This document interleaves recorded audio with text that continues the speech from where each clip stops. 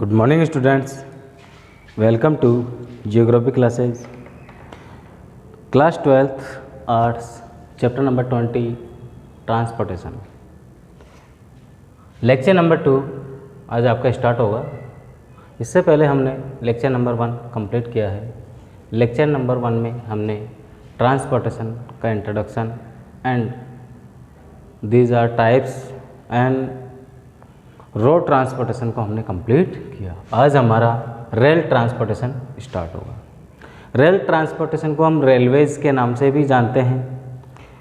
India में rail transportation का distribution या टोटल लेंथ या हमें रेलवे से जितनी भी इम्पोर्टेंसी होंगी उन सभी के बारे में हम इस टॉपिक में एक्सप्लेन करेंगे। Firstly, Indian Railway Transport is the largest nationalized enterprises. It helps in the development of agriculture, industry, trade, etc. The different economy sectors, these transport system play an important role in maintaining the security, law and order in the country and reducing the psychological and cultural variation in India. यानी कि Indian railway system हमारी country का सबसे बड़ा राष्ट्रीयकृत उपक्रम है। यानी कि हमारी इकोनॉमी में मेन रोल इम्पोर्टेंट प्ले करता है। अब इंडियन रेलवे का डेवलपमेंट हम यहाँ देखेंगे।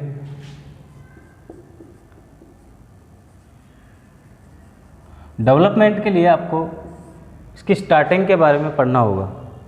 तो मॉडर्न टाइम पीरियड या 20th सेंचुरी में या 19th सेंचुरी में 1825 यूरोप में फर्स्ट ट्रेन चलाई गई थी। अगर इंडिया की बात करें हम तो इंडिया में 1853 ये 16 अप्रैल मुंबई टू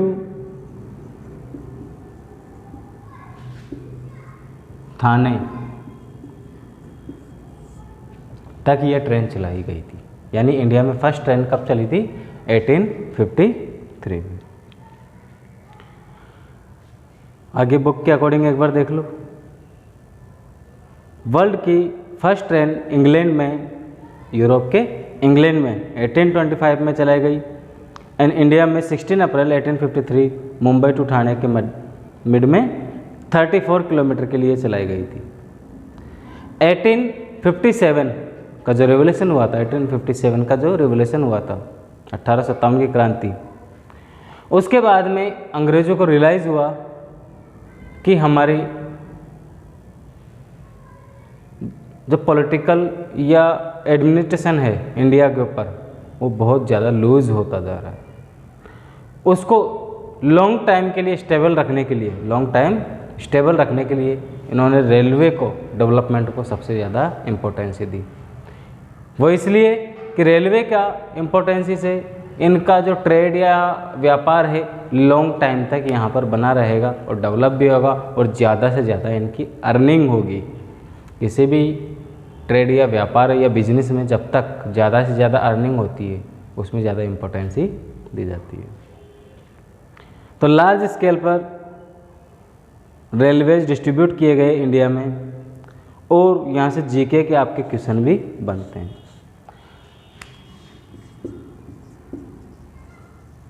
इंडियन रेलवे है एशिया का फर्स्ट प्लेस है।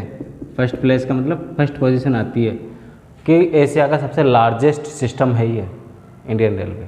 और अगर वर्ल्ड के अकॉर्डिंग बात करें तो सेकंड पोजीशन आती है इंडिया की। तो ये आपके जीके के या वेरी शॉर्ट क्वेश्चन यहाँ पर कंप्लीट होते हैं। अब हमारी इंडियन रेलवे के पास प्रॉपर्टी क्या है उस प्रॉपर्टी के बारे में पढ़ते हैं। इंडियन रेलवे के पास 10,000 1 लाख 1 लाख 822 इंजन्स हमारे पास अवेलेबल हैं। इतने इंजन हैं हमारे पास, और इसमें से ये 2015 के अकॉर्डिंग है, अकॉर्डिंग टू 2015 के अकॉर्डिंग ये हमारे पास डेटा बेस है इसका। 43 इनमें से देखो 43 स्टीम इंजन है हमारे पास। इसके अलावा और देखो 5714 डीजल इंजन है हमारे पास। कौन से हैं? Diesel engine. इसके बाद में 5065 इलेक्ट्रिक इंजन है हमारे पास। इलेक्ट्रिकल इंजन हमारे पास अवेलेबल है। इसके अलावा लास्ट पॉइंट एक और बनता है यहाँ पर, क्वेश्चन ही है आपका, वेरी शॉर्ट पर्पज से देख सकते हो इसको। अबाउट 3.5 लाख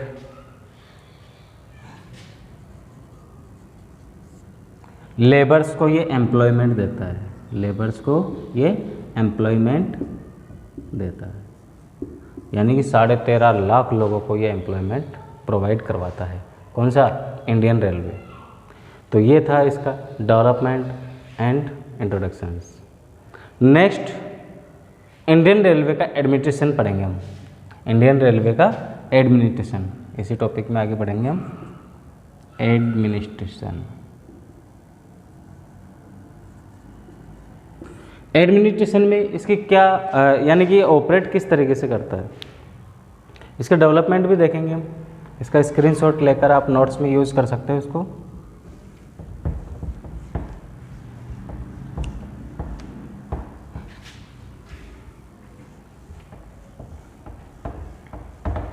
अब एडमिनिस्ट्रेशन की बात करें तो ये कितने पार्ट में इसको डिवाइड कर हम कंट्रोल करते हैं। अब एडमिनिस्ट्रेशन जैसे कि हमारे इंडियन गवर्नमेंट है या सेंट्रल गवर्नमेंट है, हमारे 28 स्टेट्स या यूनियन टेरिटरीज़ में इंडिया को डिवाइड कर उस पर एडमिनिस्ट्रेशन कंट्रोल करती है। तो उसी तरीके से रेलवे भी इसे कंट्रोल करता है, अलग अलग डिपार्टमेंट या अलग अलग पार्ट में डिवाइड करके। 1950 ध्यान से देख लेना, 1950 में हमारे पास 8 रेल मंडल थे।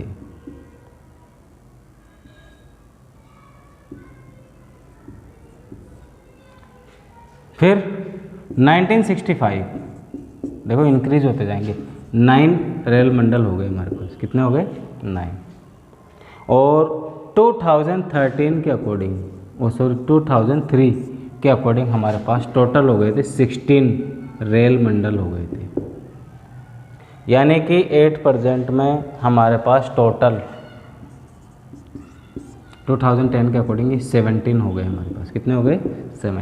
17 रेल मंडलों में या जोन में, रेलवे जोन, मंडल का मतलब होता है जोन, या ब्रैकेट में लिख देता हूँ मैं आपको जिससे कि थोड़ी प्रॉब्लम ना हो।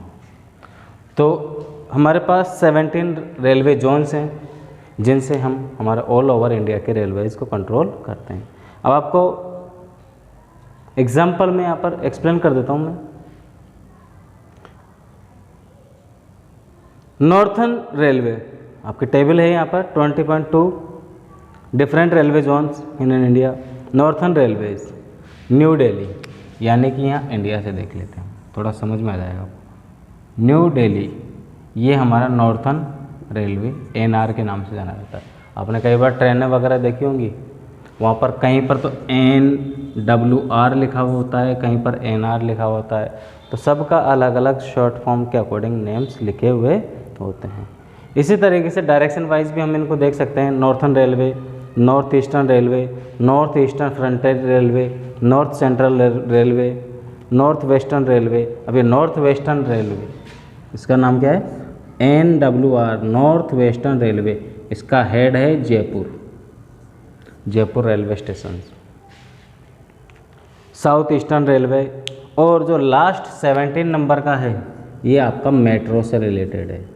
मेट्रो ट्रेन्स के बारे में तो आप लोग जानते होंगे, तो मेट्रो ट्रेन्स की यहाँ पर डिस्कशन हमसे की गई है। तो यहाँ हमारा इसका डेवलपमेंट बताया गया है या एडमिनिस्ट्रेशन बताया गया है कि किस तरीके से हमारे यहाँ पर कंट्रोल किया जाता है। अब यहाँ आप देखोगे जो इंडिया में मेजर ट्रेन्स चलती हैं, यानी अगला टॉपिक आपका होगा मेजर ट्रेन्स। इसको इरेज कर देता हूँ मैं, जिससे कि आपका टॉपिक अच्छे से क्रिएट हो जाएगी। नेक्स्ट टॉपिक होगा आपका major train in India. First train है हमारे यहाँ पर गतिमान एक्सप्रेस। कौन सी है? गतिमान एक्सप्रेस। चलो, गतिमान एक्सप्रेस से पहले एक टॉपिक और है तुम्हारी इंग्लिश मीडियम की बुक में, हिंदी मीडियम की में तो नहीं है। डिस्ट्रीब्यूशन ऑफ इंडियन रेलवेज, यानी कि डिस्ट्रीब्यूशन ऑफ इंडियन रेलवे।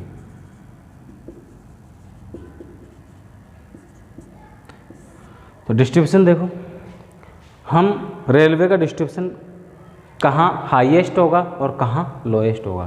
तो first condition, highest population regions में, हाईएस्ट पॉपुलेशन रीजन में रेलवे का सबसे ज़्यादा डिस्ट्रीब्यूशन होगा, और लोएस्ट कहाँ होगा? जहाँ पर पॉपुलेशन कम होगी। सेकंड कंडीशन, जियोग्राफिकल कंडीशन होगी वो।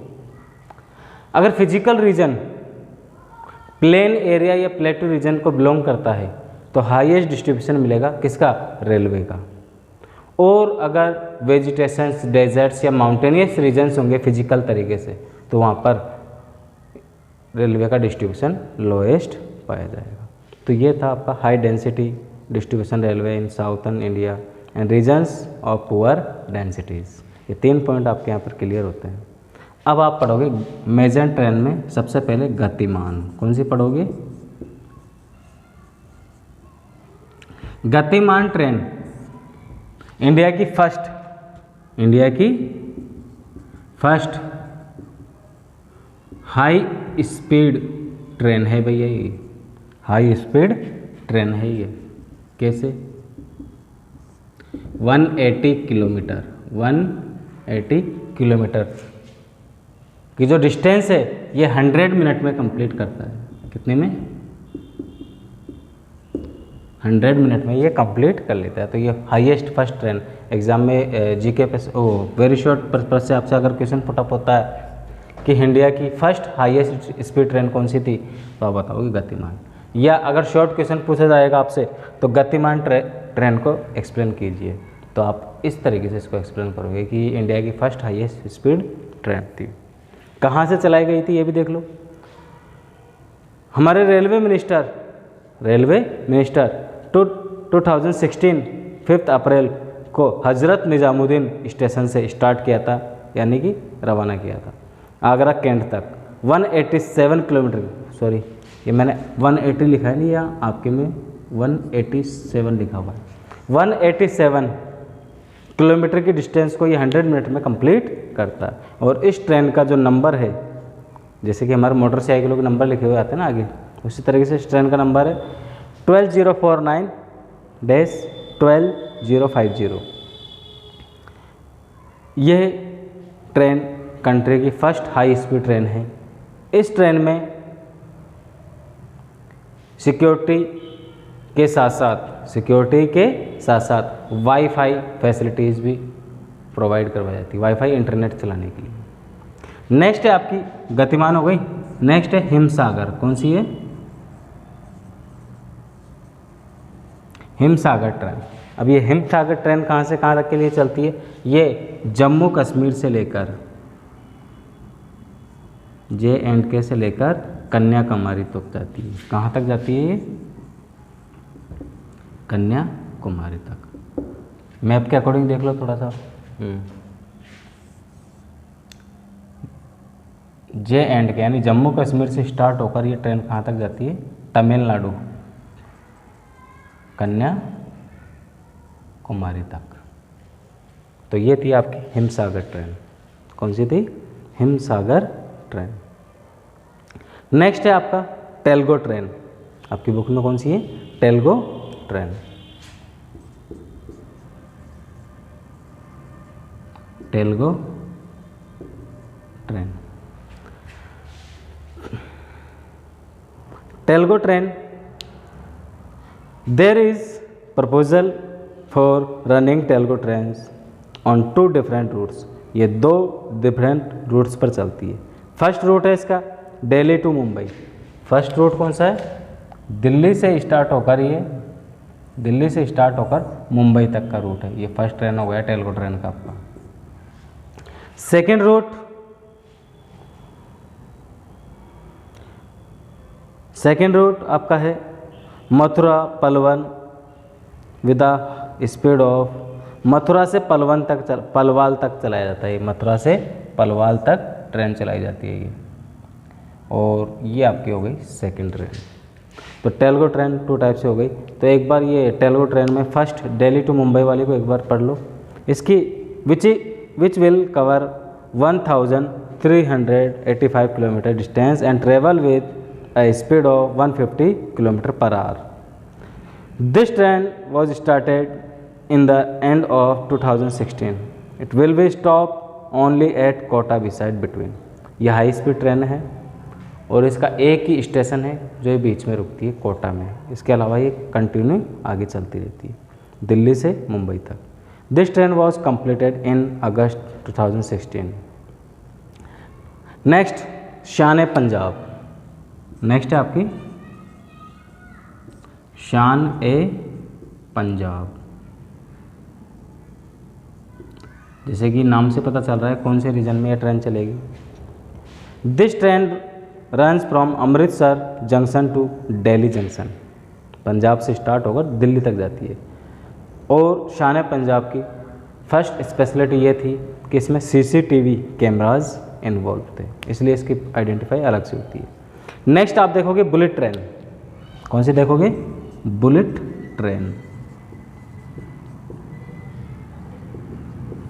Bullet train, government has decided to launch more bullet trains after Mumbai Ahmedabad routes. These are first Delhi to Lucknow, Delhi से Lucknow. It will cover distance 506 kilometre in 1 hour 45 minutes। Next train bullet train दूसरे नंबर की Delhi to Varanasi. It will be cover distance 782 kilometres in 2 hour 40 minutes and the estimate expenditure on it 43,000 crores। Next Delhi to Kolkata, it will be cover distance 1,513 kilometer in 4 hour 56 minutes, about it 5 hours। Expenditure is 84,000 crores। Next India's first rail universities. ये आपका very short question होगा, मैं यहाँ पर star लगा देता हूँ इसके साथ। इंडियाज़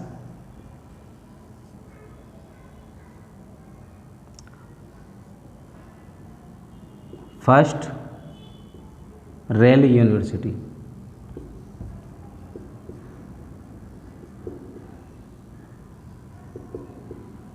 और ये गुजरात में बड़ौदा में इस्टेब्लिश की गई थी। कहाँ की गई थी? बड़ौदा में। वडोदरा पूरा नाम है इसका। 25 Feb 2016 को। अब Indian railway in world heritage के अकॉर्डिंग आप इसको देखोगे आगे। इसके according mountain railway Darjeeling Himalaya railways यानी माउंटेनियस रीजन में चलाई गई थी। नेक्स्ट नीलगिरी माउंटेन रेलवेज, ये केरल तमिलनाडु में चलाई गई थी। कालका शिमला रेलवेज, ये शिमला किसकी राजधानी है? कैपिटल किसकी है? शिमला। सेकंड नंबर का स्टेट पड़ा था ना, Jammu Kashmir. And second India में यहाँ पर है ना, जम्मू कश्मीर के बाद में उत्तराखंड, उत्तराखंड से पहले याद नहीं आ रहा, देख लेना आप लोग। देख लेता हूँ मैं, रुको एक मिनट। पठानकोट, चलो जो भी है यार देख लेना आप लोग। शिमला सेकंड नंबर का स्टेट है, याद नहीं आ रहा अभी। तो ये आपकी रेलवे रूट्स। अब आगे देखो, फ्रंट कॉरिडोर प्रोजेक्ट। नेक्स्ट इसमें होगा फ्रंट कॉरिडोर प्रोजेक्ट। मैं यहाँ पर नोट कर देता हूँ आपको, क्योंकि ये तो हो ही गया आपका। मेजर ट्रेंड्स में आगे है फ्रंट कॉरिडोर प्रोजेक्ट। ये फ्रंट कॉरिडोर प्रोजेक्ट है north to south and east to west, यानी कि ये प्रोजेक्ट है इंडिया के चारों कॉर्नर्स को कनेक्ट करता है। This project in one of the most ambition project of Indian railway.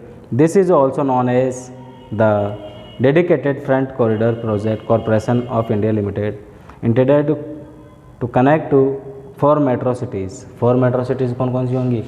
Delhi, Mumbai, Chennai and Kolkata, और वापस कोलकाता से दिल्ली।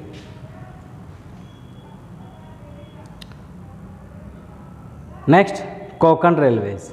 अब ये कोंकण रेलवेज कौन सा है? कोंकण कोस्टल के बारे में आपको बताया होगा कि मुंबई से स्टार्ट होकर कर्नाटक, मुंबई से गोवा तक का ही है। कहाँ तक का है? गोवा कर्नाटक तक का। ये जो कोस्टल लाइन है इसे कोंकण कोस्टल कहा जाता है। तो मुंबई से कर्नाटक को कनेक्ट करने के लिए एक रेलवे लाइन इस्टेब्लिश की गई थी। इसमें सबसे ज़्यादा डिफ़िकल्टीज़ ये थी कि इसके अंदर बहुत ही ज़्यादा रिवर्स, छोटी से लेकर बड़ी रिवर्स बहुत ज़्यादा थी, और यहाँ पर सबसे ज़्यादा ब्रिज और टनल्स का यूज़ किया गया था। ये स्टार्ट एक बार पैराग्राफ को देख लो। After 26 January 1998 prosperous western coastal regions was deprived of railway service. It was impossible to construct the railway tracks on undulating regions full of river valleys.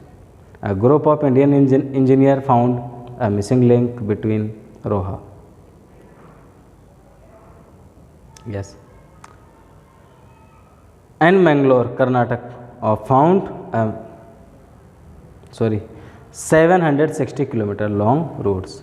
The whole routes has 2000 bridges, out of which 179 bridges are big and there are 91 tunnels. एक tunnel तो यहाँ पर 6.5 kilometre की है। One of the bridge on Sharavati rivers, जिसकी length है 2065.8 metres long. Next metro rails. Initially metro trains started 1972 in Kolkata. अब आपसे एग्जाम में जीके में क्वेश्चन पूछा जाता है, इंडिया की फर्स्ट मेट्रो ट्रेन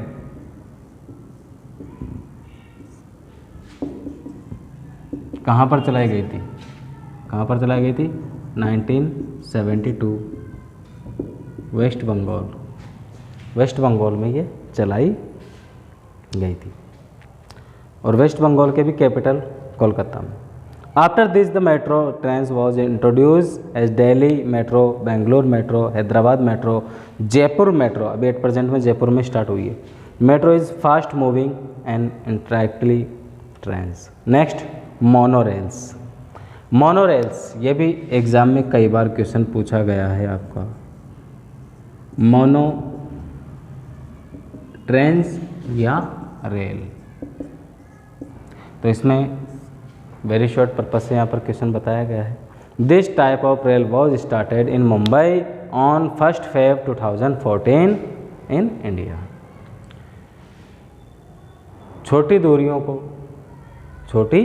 दूरियों को या डिस्टेंस को कंप्लीट करने के लिए इस तरीके की ट्रेन चलाई गई है, क्योंकि बहुत ज़्यादा क्राउडेड को कम करने के लिए।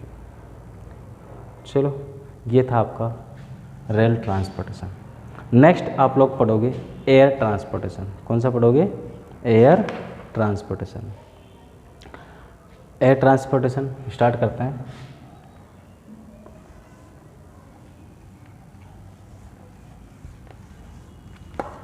एयर ट्रांसपोर्टेशन की अगर इंडिया में फर्स्ट टाइम स्टार्टिंग की बात की जाए तो 1911 में इलाहाबाद टू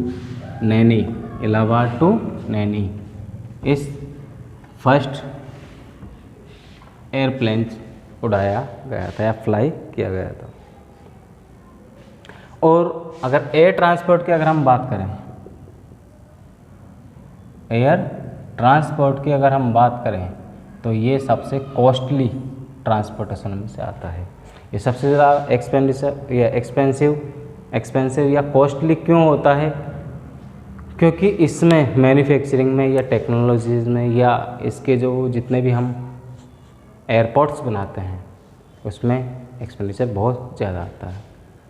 और शॉर्ट टाइम में लॉन्ग डिस्टेंस को कंप्लीट करने के लिए हम इस वे या ट्रांसपोर्टेशन का यूज़ करते हैं।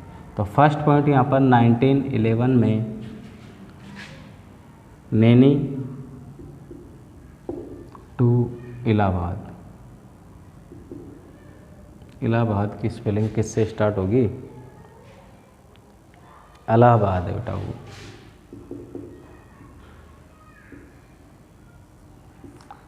के लिए चलाई गई थी first airplane. The first flight in India was started 1911 between Allahabad to Naini. The real development of airways starts after first world war in India. Airport authority of India responsible for all facility and service of airways under the supervision of authority। हमारे पास total 23 international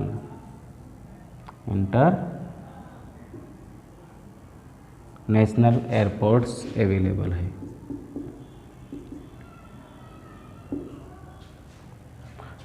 हमारे पास international airports available है and 97 domestic airports available है हमारे पास। तो ये छोटे छोटे जो वेरी शॉर्ट क्वेश्चन है इनको थोड़ा ध्यान रखना। Airports and management 127 airports and the civil aircraft terminal are properly 25 are numbering. India has an aeronautical agreement with 57 countries। यानी एयरवेज सर्विसेज के पर्पज़ से इंडिया ने 57 कंट्रीज से एग्रीमेंट कर रखा है कि इतनी कंट्रियों के साथ ये एयरवेज सर्विस कंटिन्यू कर सकता है। Next, Indian airways are nationalise in 1953। 1953 को इंडियन जो एयरपोर्ट सर्विसेज थी, एयरवेज सर्विसेज, उसको क्या कर लिया? नेशनलाइज किया गया 1953 को।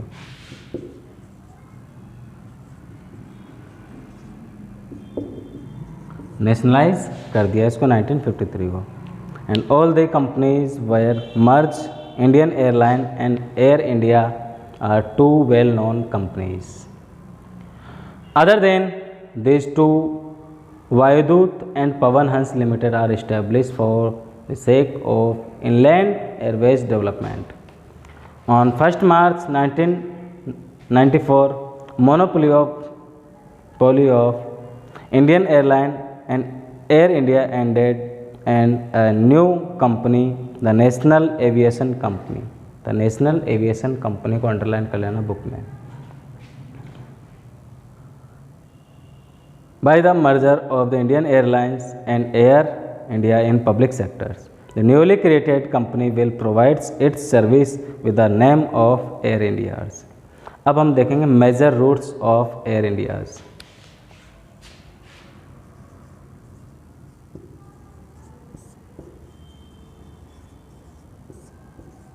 Major routes of Air Indias. अब मेजर रूट्स कौन कौन से हैं एयर इंडियाज़ के, वो देखो। From Kolkata to Delhi, Mumbai, Cairo, Rome, Dusseldorf, Paris, London, New York, air different airways. In the east the other routes are Rangoon, Hong Kong, Shanghai, Seoul, Beijing and Tokyo। अब यहाँ से ग्रीन फील्ड एयरपोर्ट से रिलेटेड भी आपका question बनता है। कहाँ से? Green field airports. अभी ग्रीन फील्ड एयरपोर्ट्स कौन कौन से हैं? तो India's first green airport has been developed in Hyderabad which is name is Rajiv Gandhi international airports. India का फर्स्ट, क्वेश्चन क्या होगा, इंडिया का फर्स्ट ग्रीन एयरपोर्ट कौन सा है? तो उसमें आपका आएगा हैदराबाद राजीव गांधी इंटरनेशनल एयरपोर्ट्स, जो ग्रीन एयरपोर्ट्स में शामिल किया गया। अगर हम अनदर एयरपोर्ट्स की बात करें तो जोधपुर एयरपोर्ट्स, राजस्थान में जोधपुर एयरपोर्ट्स को भी ग्रीन एयरपोर्ट्स में डेवलप किया गया है। Indian air force is authorised to develop the airports of Jodhpur. On these airports new techniques are use control carbon emissions. Greenfield airports in north eastern region. North east region की बात पता है आपको? ये कौन सा है? North, south, east, west. तो नॉर्थ ईस्ट रीजन की बात कर रहा है ये, इस रीजन की। यस, देखो in the north eastern part of India the greenfield airports constructions works it's to be done by AAI। AAI का मतलब क्या है? Airport authority of India. The varying airports in Sikkim and now under constructions. The estimate expenditure is about 309.46 crore for the Viruyang airports. The works is on the other planned airports in northern eastern parts are Chetu in Nagaland, Itanagar, Arunachal Pradesh. Both of these are also green field airports. Indian airports are classified in 4 categories. आगे है type of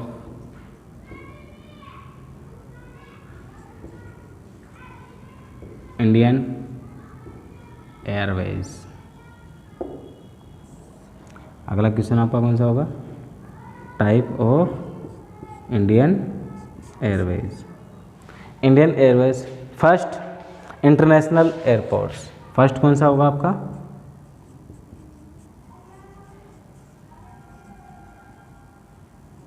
international airports. अब international airports हमारे पास कितने हैं? तो आपको पहले ही बताया जा चुका है 23 इंटरनेशनल एयरपोर्ट्स हमारे पास अवेलेबल है। Yes, out of this main airports are Indira Gandhi international airports in Delhi. First कौन सा है? दिल्ली में। फर्स्ट कौन सा है? Delhi. Second Netaji Subhash Chandra Bose airport in Kolkata, यहाँ पर है। 2 हो गए। नेक्स्ट आगे देखो, छत्रपति शिवाजी एयरपोर्ट्स मुंबई। 3 हो गए। इसे सांता क्रूज, छत्रपति शिवाजी वाले को सांता क्रूज एयरपोर्ट्स के नाम से जाना जाता है। मीनाम्बकुम, ये मीनाम्बकुम चेन्नई में है। कहाँ है बेटा? चेन्नई में। And airports of Hyderabad, Ahmedabad and Bengaluru. Hyderabad, Ahmedabad Gujarat में एंड बेंगलुरु, ये एयरपोर्ट्स हैं। ये मैप में इसलिए बता रहा हूँ आपको कि मैप में क्वेश्चन पुटअप होते हैं कि मैप में फिल कीजिए इंटरनेशनल एयरपोर्ट्स को, तो आपको हो सकता है करना पड़े। सेकंड, पहला होगा इंटरनेशनल, सेकंड होगा लार्ज एयरपोर्ट्स। लार्ज एयरपोर्ट्स इसमें कौन कौन से आएंगे देखो। This category includes the airports like Jaipur, Sanganer वाला है ना Jaipur, Lucknow, Nagpur, Patna, Varanasi and Agartala.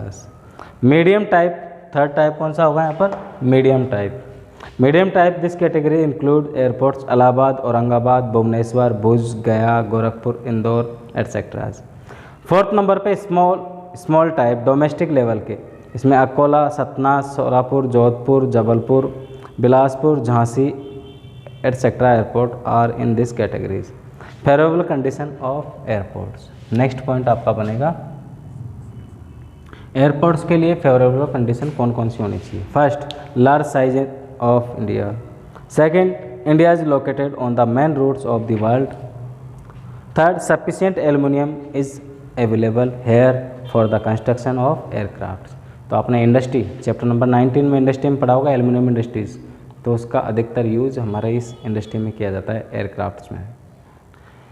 Availability of technology of aircraft constructions, availability of flattened and hard surface. 6, size of population is also large. Economic development of the country, the enormous tourism potential of the country, all these are the favorable factors. They play an important role for the development of airports and airways. अब last यहाँ से आपका question होगा, next last question होगा national civil aviation policies. National civil aviation policies को underline बना लेना, underline यानी कि यहाँ पर आपका एक क्वेश्चन पुटअप होगा। अब ये पॉलिसी कब बनाई गई थी? ऑन 15 जून 2016, 15 जून 2016 को ये बनाई गई थी। इस पॉलिसी के अकॉर्डिंग क्या था, क्या अनाउंस किया गया था इसमें? देखो, the national civil aviation policy was announce in India, promote the domestic aviation within the country. The focus points of the policy are first aim है इसका या गोल है to make in India third largest market in the terms of civil aviation up to 2022. At present, India is marked at 9th place in civil aviation. Second, to increase the domestic ticketing up to 30 millions. This was about 8 millions in 2015.